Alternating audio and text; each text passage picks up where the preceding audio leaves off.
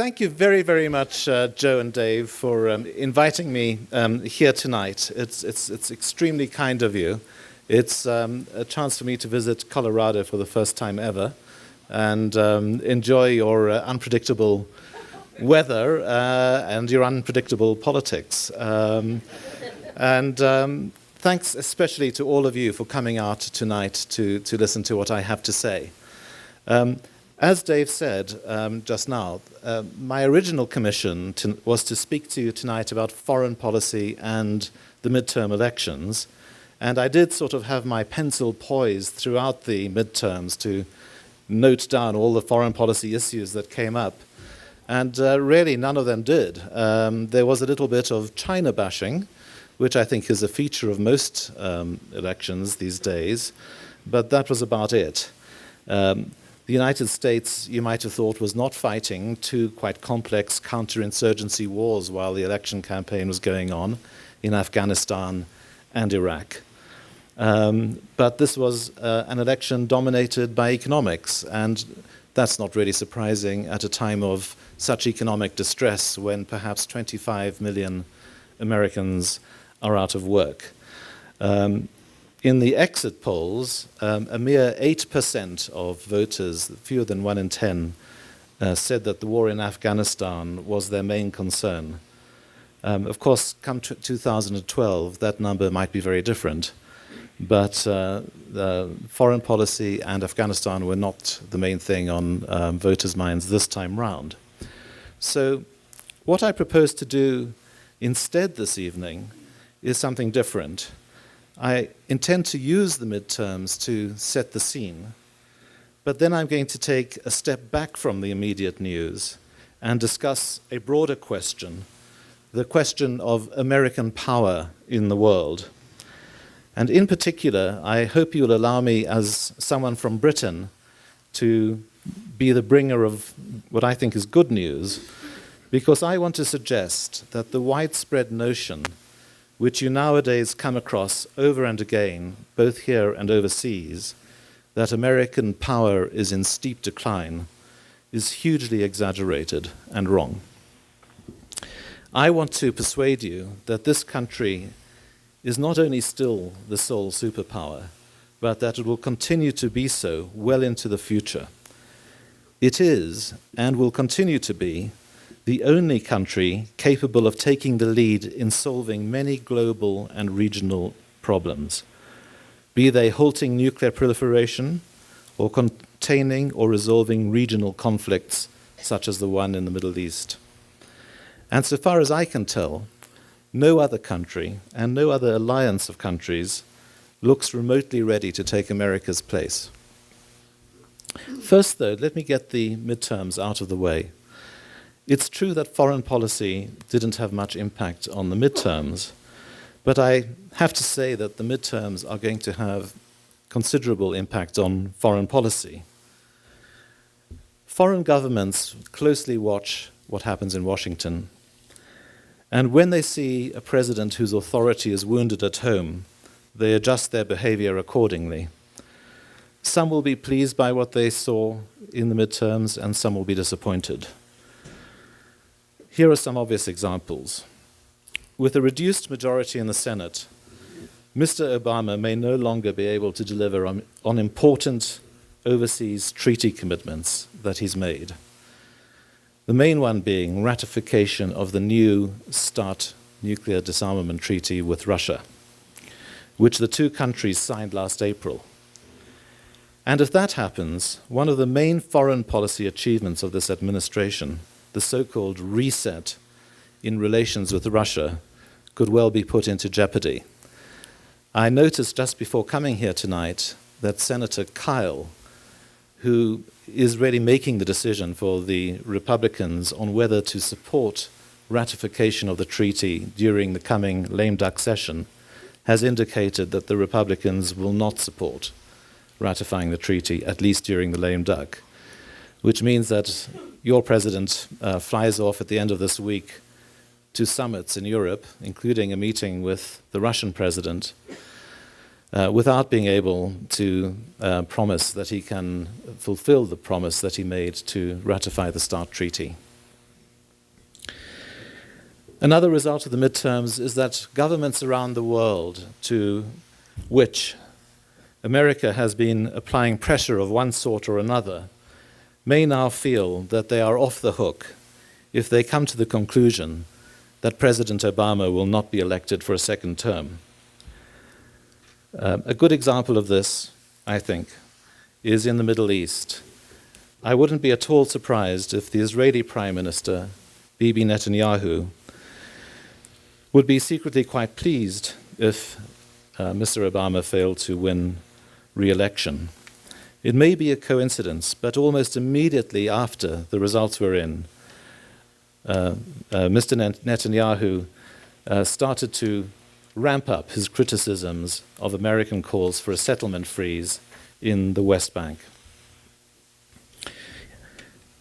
Now, since my profession has a habit of adding 2 and 2 together and making 5, many of us have made an instant connection between Mr. Obama's setbacks in the midterms and his less than triumphant 10-day visit to Asia, which he just returned from this week. And in truth, this was not much of a trip to write home about. It's true that he got a hero's welcome in Indonesia. And of course, that is not a trivial thing for American foreign policy, given that Indonesia is the world's most populous Muslim country. But at the G20 meeting in Seoul, he failed to get his way on China's undervalued currency. He failed to secure consensus on how the rich economies of the West should return to growth and prosperity.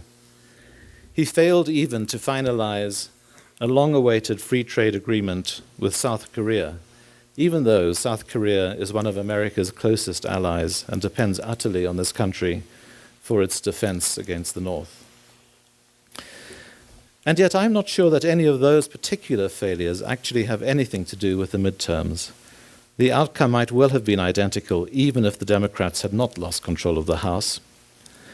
But in the profession of journalism, we are often guilty, once we have added 2 and 2 to make 5, of adding another 2 to make 10. So it has taken no time at all for Mr. Obama's Asia trip to be slotted neatly into a much bigger story, a story which is really a fable, the fable of American decline, and that is going to be my main topic tonight. This fable usually has 5 chapters, and they go something like this. First, although America has overwhelming military power in the world, it discovered in Iraq and Afghanistan that military power has its limits, and it is now terribly overstretched. As overstretched, you will read in some books and articles, as ancient Rome was before its fall. Second, America became the world's top nation after the Second World War, when it shouldered the global responsibilities that Britain could no longer carry. But America will soon be surpassed in its turn by the fast rise of China. Third, America's alliances around the world are crumbling. NATO lost its sense of purpose after the collapse of the Soviet Union and has now come close to failing the great test in Afghanistan as well. Middle-sized countries, such as Brazil or Turkey, that were once safely in the American orbit, or seem to be, look now as if they are spinning away in an independent direction of their own. Fourth, America's economy, the underpinning of all its other power, is in long-term decline, and rising deficits make its fiscal situation unsustainable. Last, American politics are damagingly partisan, and its political institutions are so gridlocked that it is just not possible for this country to take the actions that it needs to take to change its course. Well, nonetheless, there is a nugget of truth in all of these 5 points, but it's my opinion that every one of them is grossly exaggerated. Have the American invasions of Afghanistan and Iraq exposed the limits of American military power? Not exactly. You could argue exactly the opposite. If you think back to the extraordinary speed with which the United States demolished its foes in Afghanistan and Iraq in 2001 and 2003, at a minimal cost to itself, you could hardly say that American power is diminished. In fact, the technological gap between American military power and those of its foes and enemies has continued to grow over the past decade. What this country was later to learn was really a very old lesson, that you cannot control a hostile population by force alone, especially if you put too few soldiers on the ground. Uninvited liberators are never welcomed. And yet, neither of these two wars is necessarily going to end in an ignominious defeat. Thanks in part to what George Bush did at the end of his presidency with the surge in Iraq, there is every hope that combat troops will come out of Iraq at the end of next year, leaving behind a relatively stable security situation and some possibly stable politics. And in Afghanistan too, Mr. Obama's additional 40,000 troops have already begun to squeeze the Taliban out of some of its safe havens in the south of the country.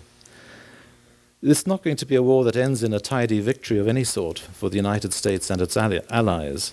Some sort of messy, negotiated compromise is still the most likely outcome. But nor, I think, will there be helicopters plucking the last Marines from the rooftop of the embassy in Kabul. I don't wish to deny that these two wars haven't drained and exhausted America's ground forces. And of course, they have also made public opinion in the United States extremely hostile to further interventions overseas. But what they have not done is overstretch America in the manner of ancient Rome.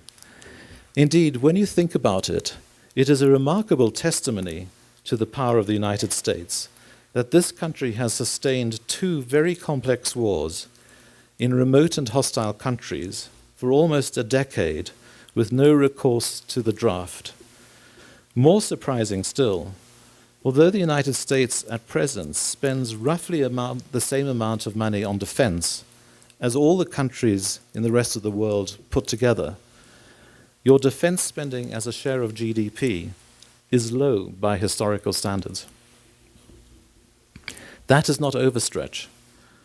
America continues to enjoy a huge military superiority over any conceivable foe, as it has been since the collapse of the Soviet Union.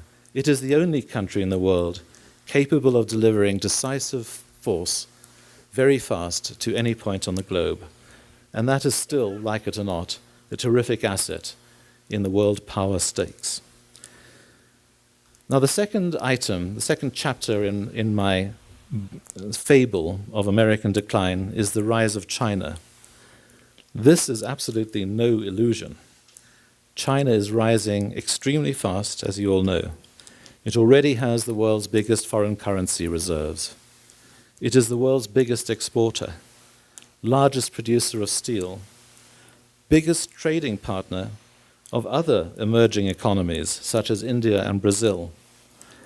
And by most estimates, in perhaps a decade and a half, China's GDP will overtake America's. So why do I include the rise of China in my list of what I call fables? Maybe it's because the last time I lived in the United States was during the Reagan administration in the early 1980s. Some of you will remember that those were the days when Japan's economy seemed to be taking over the world. Japanese companies seemed to be beating America in every industry, taking over its lead in high technology. I remember visiting Silicon Valley and hearing cries of pain at the thought that all this country's advantages in semiconductor technology were being lost as the Japanese moved in. There was uproar when the Japanese started buying American firms in Hollywood or big slices of real estate in the middle of Manhattan. It seemed as if Japan was on its way to being number one. Well, at that time, my newspaper had a very wise editor who was an expert on Japan. And he used to remind American businessmen that their Japanese competitors hailed from the planet Earth and not from the planet Krypton. And so it turned out. And the Chinese, too, come from the planet Earth. Yes, the Chinese economy is growing very fast, but China is still an extremely poor country. Even if the overall size of the Chinese economy overtakes America's at some point in the next 2 decades, its GDP per capita, which is a far better measure of a society's wealth and economic sophistication, is projected to lag behind at least until the middle of the century.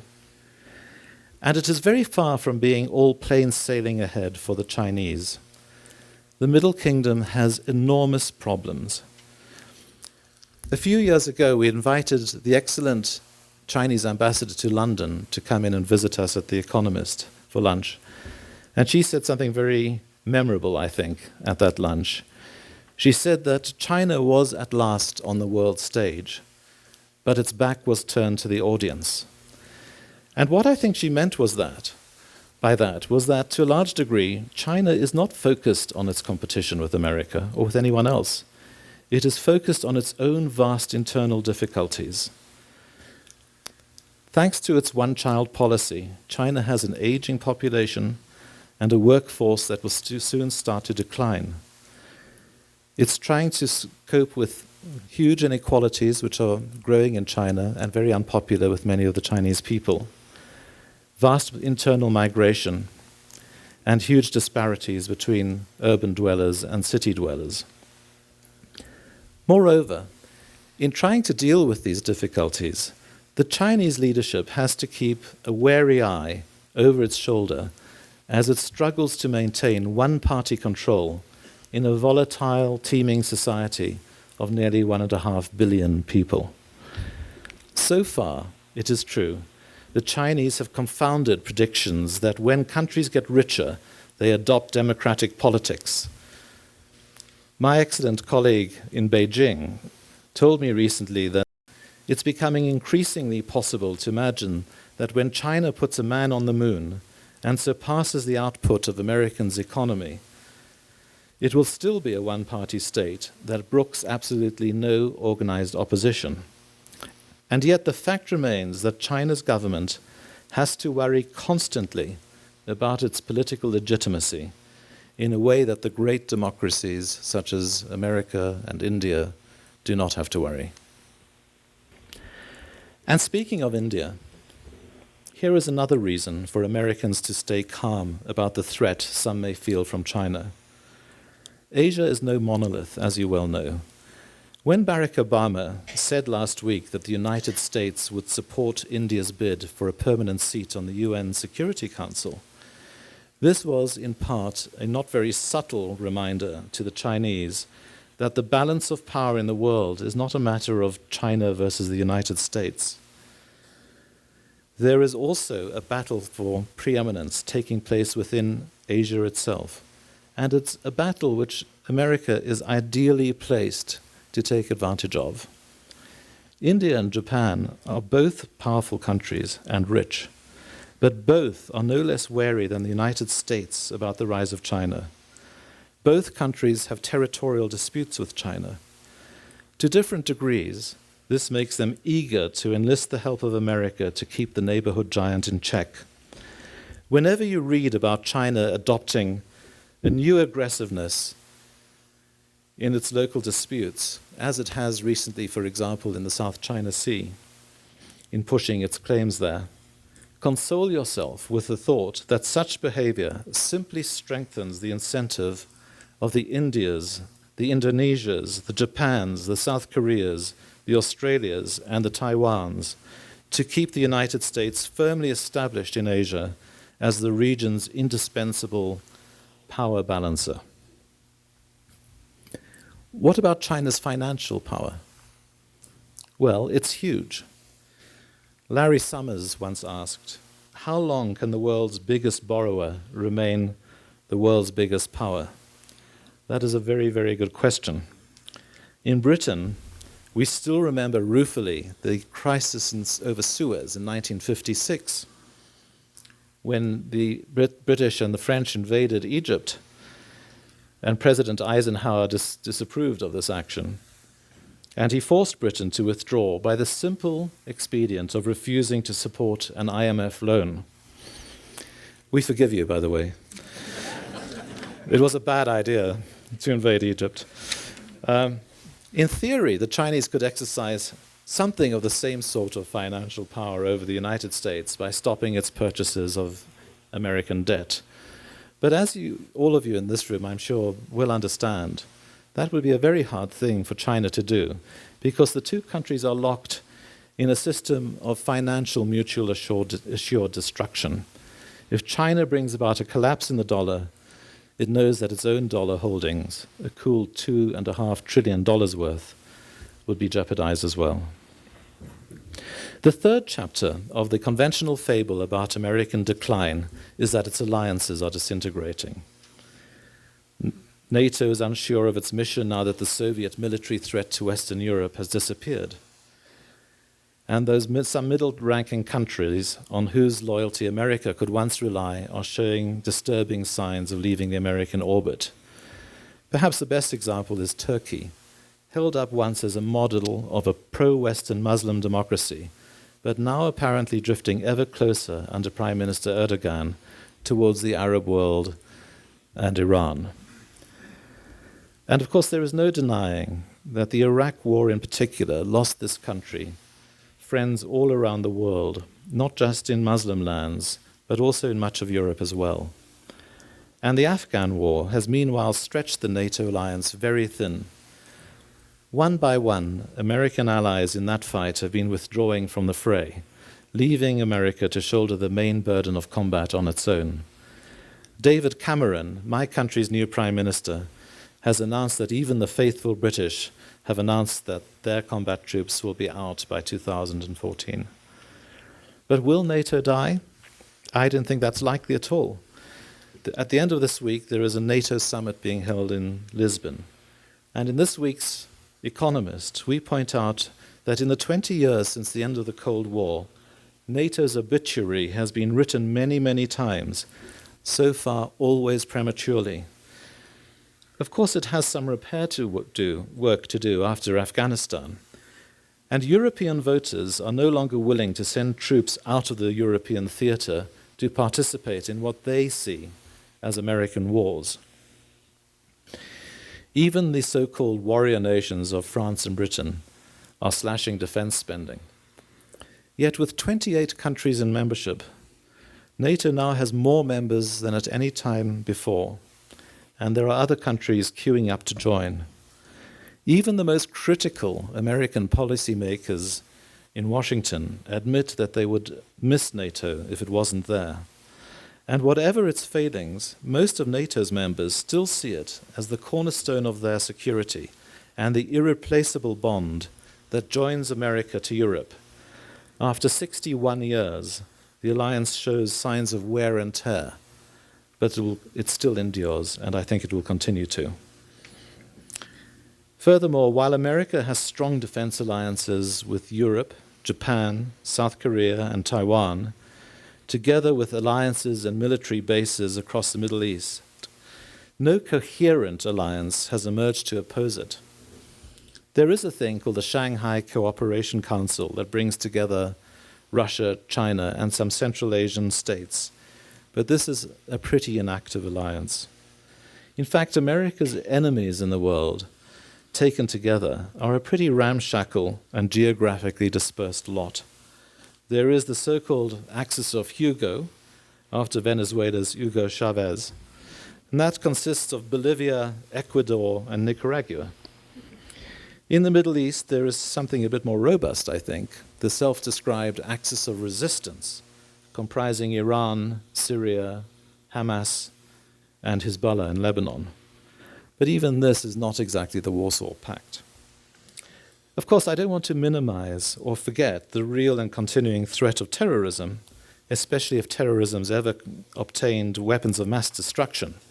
But most of the world's governments see terrorism see combating terrorism as a common cause, and they are cooperating at a very high level to fight it. Well, at this point, you probably think you have standing in front of you a sort of British version of Voltaire's Dr. Pangloss, determined to see the best of all possible worlds in front of him. That's not the impression I want to create. I concede that today's world is brimming with dangers and that America is not in a position to resolve each and every one of them. There are exotic new military threats, such as the threat of cyber attack from enemies who might be impossible to identify and to retaliate against. There is the danger of global warming, still unaddressed after the disastrous Copenhagen climate talks a year ago. There is the danger of a breakdown in the free trade system, of regional wars erupting suddenly in the Korean Peninsula or in the Middle East. The world has become a dangerous and unpredictable place, and America's power to control events is extremely constrained. But when was it any different from this? For a very, very short period, after the Second World War perhaps, when America was the arsenal of democracy, and the last country left standing, and invented the new institutions of world order, such as the United Nations, the IMF, and the World Bank. But then almost immediately came the Cold War, and the Korean War, and Vietnam, and all the bloody proxy wars in Asia, Africa, and the Middle East. In fact, the moment of unipolar American dominance, whose passing we are nowadays called on to lament, was over in the blink of an eye. You could argue that it began with the liberation of Kuwait in 1991 and ended with 9/11. But even that decade of the unipolar moment of that decade was anything but tranquil. There were vicious wars in the Balkans, which the United States helped to end, and even more horrific wars in Congo and Rwanda, which nobody helped to end.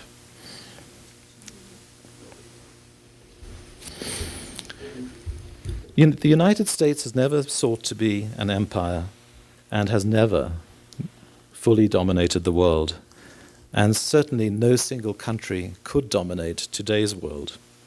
Bear in mind, if you even put China to one side, that the European Union, which is so often looked upon as an object of pity by other parts of the world community, has a population of nearly 500 million people and an economy that is bigger than that either of China or the United States. America is only the biggest, one of the biggest of many big powers in the world. And Asia's rise is not some horrible new disruption to the natural order, but a return to a more ordinary state of affairs. In the 18th century, Asia accounted for half the world's economic output. It fell behind after the Industrial Revolution in the West, but is now simply reclaiming a position that reflects the weight of its population. And in the long run, I would argue, that is a good thing for everyone. I am, for one, delighted that I'm able to own an iPhone that was manufactured cheaply in China to a design invented in Silicon Valley. And I can't think of anything better for the future peace of the world than the fact that China is beginning to take ownership stakes in companies all over Europe and the United States. So if wealth and power are more evenly distributed in today's world, why did I say at the start of this talk that America is still the only country capable of taking the lead in many global and regional problems? The answer is because although it is only the most powerful country in a world of many powerful actors, America has a combination of assets, including its military power and its alliances, that continue to give it unique advantages. That doesn't mean that it can solve every problem it tackles, only that it has a better chance of doing so than almost anyone else. I'm going to accelerate a bit because I want to leave time for questions. So let me give you just one example, and that is the example of Iran. Now, it remains to be seen whether Iran can be prevented from what is its presumed ambition to become a nuclear weapons state. But if it is stopped, the credit will belong principally to the United States. Like George Bush, Barack Obama has promised to do everything in his power to prevent Iran from getting a bomb. And although this is one of those issues in foreign policy where a lot of the action goes on out of sight, it is clear that this administration has been far more active on the Iran question than many people believe. It is, I believe, its number one priority, in fact, in foreign affairs. Earlier this year, Mr. Obama briefed a group of journalists on the subject in the White House and argued that he had taken a series of methodical steps to ratchet up pressure in Iran. The first was to reach out to the regime and offer friendly relations if it gave up its nuclear effort. It was no surprise that this offer was rebuffed. The point was to signal to the rest of the world that the obstacle to an agreement and a reconciliation between the two countries lay in Tehran and not in Washington. Next came the so-called reset of relations with Russia, a good thing in its own right, but also a way of bringing a new and tougher sanctions resolution through the Security Council, with China and Russia coming on board. And there is already evidence that these tough sanctions are biting and having an impact on the decision-making of the regime in Tehran. I have details about that which I can give you later, but let me fast forward.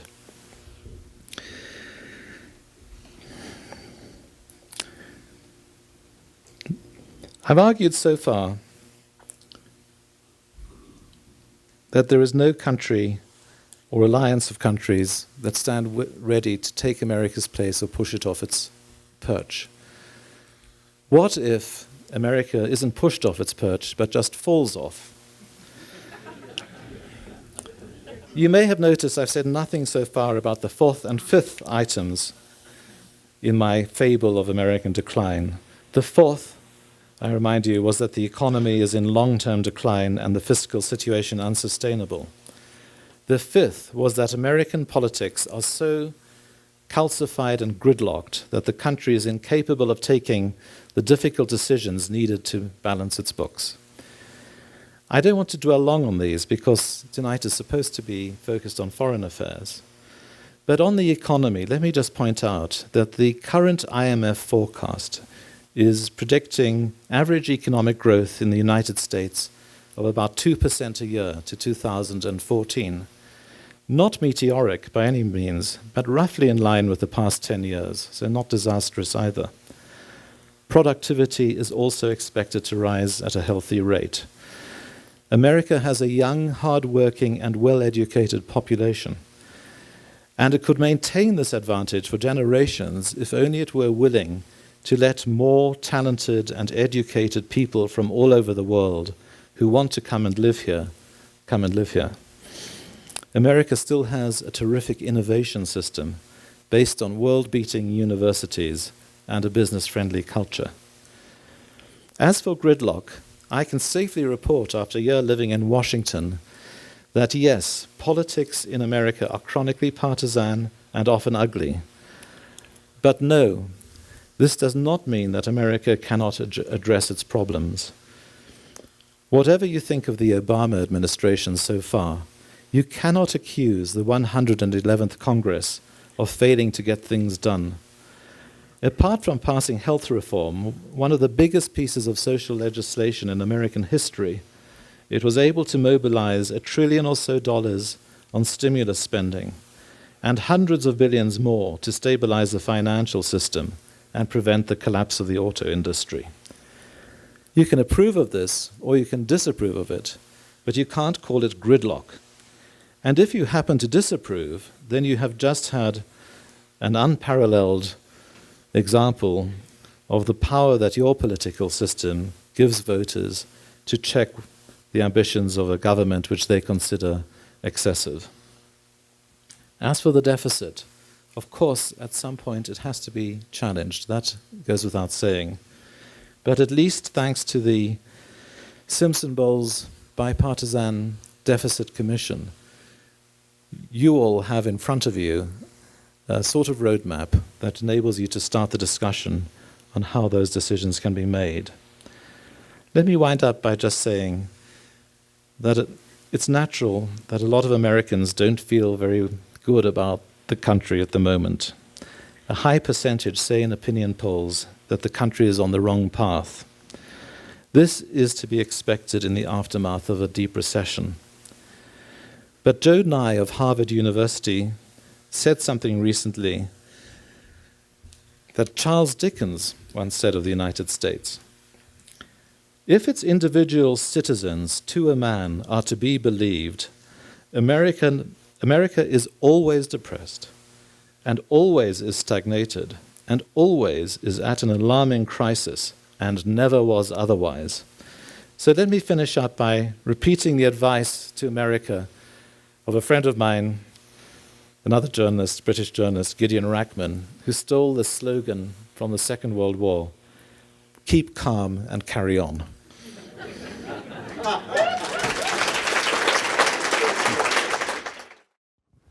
I'm sure you know that there are many writers who are saying that America has become an empire. And that, as you know, many empires eventually collapse, like Great Britain and the Roman Empire. I'd be interested in your reaction to what these other people say. Well, I don't think America has become an empire. One reason for that is I don't think America wants to be an empire. I think my understanding of your history is that from the founders onwards, there has been a deeply ingrained fear of foreign entanglements. And, of course, a deeply ingrained belief in self-determination by people, in democracy. That wasn't the case in the Roman Empire, of course. And it certainly wasn't the case in the British Empire when we got going. We got the franchise quite late. And we never offered it to extend it to any of the dominions under our control. So I don't think America wants to be an empire, and I don't think it is an empire in any sense that really relates to the empires of the past. What I will concede to you is that if you were looking at the United States from certain vantage points in the world, such as the Middle East, let's say, the Arab world, there are some aspects of America's deployment in the world which have what can look like imperial attributes. There are huge American bases everywhere, military bases. The heads of your regional commands are a little bit like sort of Roman proconsuls, aren't they? They not only, when General Petraeus was in charge of Central Command, he wasn't just a general. He was a great political figure in that whole region of the Middle East. He was the friend and confidant of princes, emirs, prime ministers, and presidents. So, because the United States has a very widely dispersed military and a lot of defense treaties with countries all over the world, I think it can look like an empire. But I don't think it is an empire. We have a next question in the center. Did you anticipate any foreign policy or foreign affair that might have come up in the election that you'd like to reveal? I must say, let me think. First of all, I was very surprised that Afghanistan didn't more. But I suppose, in a way, that that point last fall, when Barack Obama went through what I suppose you could call his great cogitation on Afghanistan, ended up diffusing the issue somewhat. He basically, sent the message out that there's going to be a review of American policy in Iran next month, and then come July next year, there will be some withdrawal of troops. But the whole policy is in abeyance as we wait to see whether General Petraeus' new strategy on the ground in Afghanistan is producing results or not. So I think that sort of took a lot of the pressure out of it. I dare say there are many people on the liberal side of the Democratic base who are disappointed that the president didn't announce a faster withdrawal and indeed announced a big reinforcement. But I think for most people in the country, he managed somehow both to send reinforcements, give the impression that he wants out eventually, and draw a lot of the poison, out of the previous debate. Not sure how long it will last, because I suspect that come next July, there's going to be a god-awful fight between the White House and General Petraeus about whether there has in fact been enough progress on the ground to justify staying in for much longer. And I think we might then see another big fight on Afghanistan. But for the time being, that didn't come up, and I can't think of any other things that really should have come up. I mean, I suppose it's correct that when a country is emerging from a recession like the one that's just happened here, and unemployment has remained stubbornly at nearly 10%, that jobs and the economy should dominate the midterm elections. Yeah. What's your evidence that the sanctions are somehow modifying the behavior of the regime in Iran? Well, my evidence is more in the nature of what the sanctions are doing to Iran. The last lot of sanctions, a resolution, I think it's 1929, which was passed with Russian and Chinese acquiescence a few months ago, are really quite tough. For example, they in effect impose a complete ban on arms sales to Iran and sales of technology that could be used for weaponry such as missiles. So, for example, it was surprising in a way that the Russians agreed to stop the sale of S-300 air defense missiles to Iran, which was a vital piece of technology which the Iranians were waiting for, because it would give them, make it much harder for anyone to attack their uranium reprocessing plant at Natanz. But and also, if you look at what's happening inside the Iranian economy, you see that there have been terrific problems with the currency, a lot of central bank intervention, the withdrawal of subsidies on petrol, which gas, I should say, which the regime had been planning, had to be cancelled for fear of the popular unrest that would follow. And of course, there's now evidence. Well, the Iranians have now asked for another meeting with the Europeans to discuss the sanctions again. So there's some sign of diplomatic flexibility.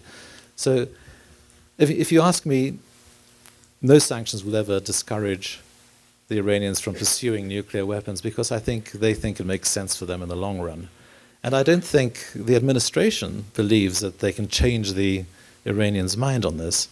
But what the administration does believe is that by tightening the pressure, they can kick this can down the road and make it just too risky and expensive for the Iranians to go the last mile to weaponize, to make nuclear weapons.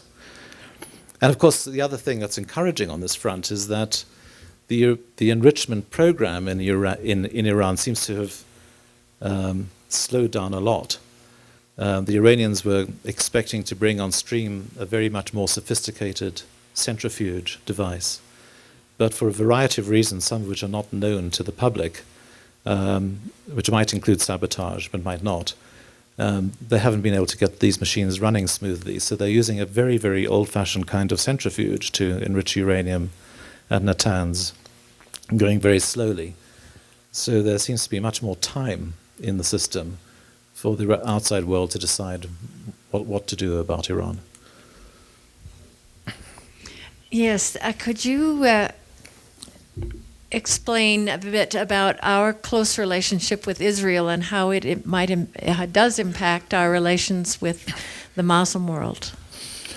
Well, I think it's a huge, without making any judgment about whether it's good to have that close relationship or not, there is no doubt that it is a huge negative in America's relations with the Muslim world. I mean, I've traveled extensively in the Arab world and Iran.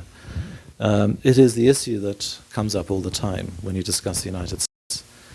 And of course, in recent decades, what used to be fairly localized conflict in the Middle East between Israel and the Arabs has sort of grown in its dimensions. It's a very live issue in Indonesia or in Malaysia.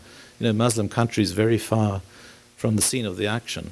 It's become a sort of emblem of what they don't like about American policy. So I think it is a very big disadvantage for the United States to labor under.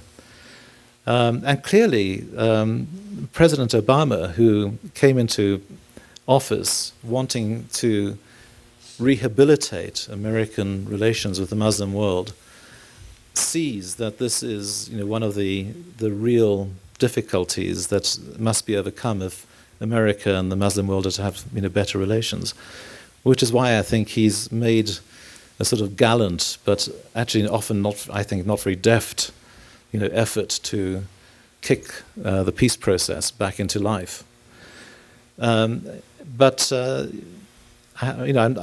saying anything about whether it's a good thing for America to have this relationship. I mean, the fact is, America's stuck with the relationship with Israel. Israel is a beleaguered democracy.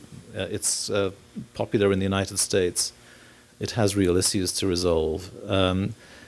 So I'm not criticizing the fact that America is a friend of Israel's, but I'm saying that this friendship is an expensive one in terms of relations with the Muslim world. Another question back here. Do you see the possibility of any turnaround in the discussion or lack of discussion on climate change in terms of U.S. foreign policy? Well, I mean, I don't see. I mean, here's where the midterms, make the prospect of the results of the midterms make the prospect of any American movement on this, I think, very difficult indeed, because there was no chance that the Senate was going to pass a cap-and-trade bill anyway, I think, before the majority shrunk. So now it's out of the question. And so far as I can tell, a great many Republican candidates and now congressmen simply deny that there is a problem of global warming. So this puts in the president's international diplomacy on climate change, this puts him in a very weak position, because whenever he goes into the negotiating chamber, people will say, well, don't try and persuade us, India, China, to reduce carbon emissions. I mean, you can't even persuade your own Senate. So I think if there is a road ahead to deal with this problem, I don't think America can be in the driving seat on this issue while the Congress has its present complexion, unfortunately.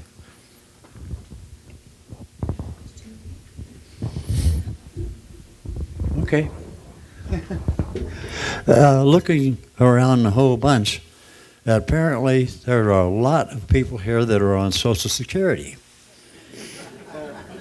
And my problem is that I'm scared silly, because our Congress people, both the House and the Senate, apparently are only paying attention to the lobbyists to stuff money into their pockets.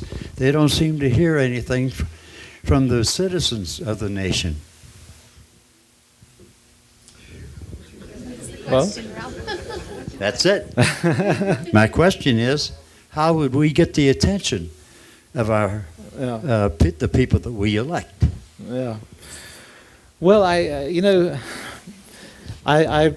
sort of agree with your low opinion of politicians in general. I'm not here to defend them by any means. But on the other hand, having just being a newcomer here and having just seen the midterms, I can't agree with you that the voters in this country or the people in this country don't get the attention of the politicians. I mean, you have elections all the time. Every 2 years for Congress, it's I was going to say it's crazy, but what I really meant to say, it's brave. So I don't think I agree with you that politicians are inattentive.